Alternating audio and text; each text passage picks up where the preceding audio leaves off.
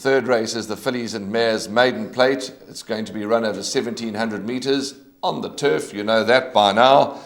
And it'll kick off the first leg of the place accumulator, and a very, very competitive and tough event. But before we go any further, let's hear what Michael Roberts had to say and what Dennis Bosch had to say about their runners, because Michael Roberts' horse in particular, Tinted Vision, I'm expecting a lot better.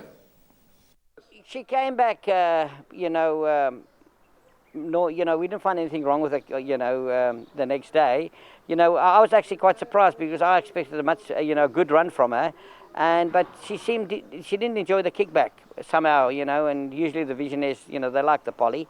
And I was very disappointed, and Serena said she was never traveling. I think, and, I've seen a different filly now. I think you're going to see, what she's got, and over the further trip. All right, I think she came from Lausanne, little chestnut filly. Again, she started picking up some nice work. I'm actually in the deep end with her. I just let her go over 1,700 because she's certainly not a sprinter, that's for sure.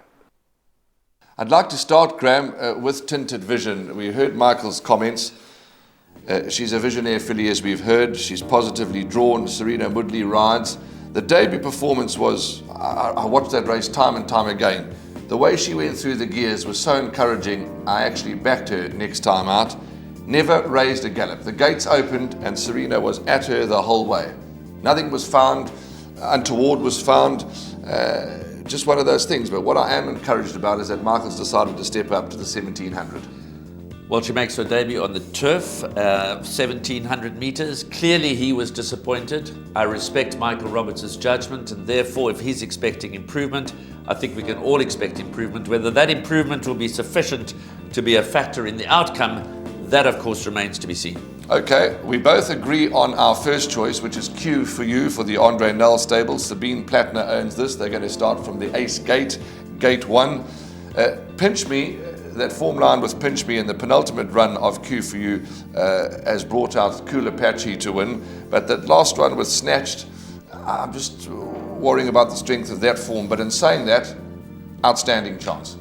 As we saw with Chewbacca the other day and a few others, the Andre Null stable, represented here by Byron Foster, they bring them along slowly. They let them mature. She's a 4-year-old. She's only had a few starts. She's heading in the right direction. The form, admittedly, is not that strong, but she's nicely drawn, and I'm sure that she'll give a good account of herself. She's the early favourite at 4-1, but that's a clear indication of how tough this race is. They're bidding 4-1 the field in a maiden plate for fillies and mares over 1,700 metres, so there's no standout selection.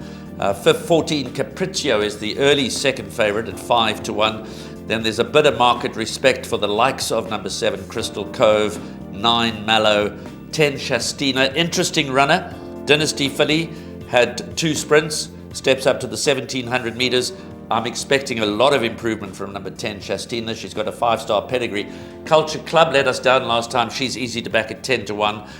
A horse that I think is going to improve, that's not in the betting, is number 2, Racy Stacey. Only had the 1 run, was a fair sprint. Steps up immediately to the 1,700. Will wear a compression mask and represents again the stable of Peter Muscat. So I'm expecting a lot of improvement from this daughter of Jackson. And then no early market respect for the very well-bred first-timer, number 3, Princess Maxi. Keegan DeMello riding for Paul Lafferty. Dynasty filly out of a mare by Fastnet Rock. So if any money comes for it, respect. If no money comes, then clear indication that she probably needs the run and needs the experience. So difficult race. I've included 4 in the bipod. How have you played? I've also filled up a bit, Graham. The place accumulator first leg, I've gone with a couple of horses. It is very, very tough. And just to share, before we close off this race, we did a podcast with Duncan Howells, the Gold Circle team. So go and look at that podcast on the Gold Circle Facebook page. And he was of the opinion that Laurel Lane certainly must be included into the quartet, and he's expecting a fair run from this filly. My outsider for the race, what price is number 7, Crystal Cove? 15-2, 7.5-1. 7.5, there is so market respect. Much better run last time behind Ingakara, and can improve more. Absolutely, and Muzieni's statistics with the Doug Campbell stable are good, so I'm going to expect big improvement from 7 Crystal Cove. But Graham and I, although we're different with our second, third and fourth choices, we do believe that Q for You is the one they all have to beat.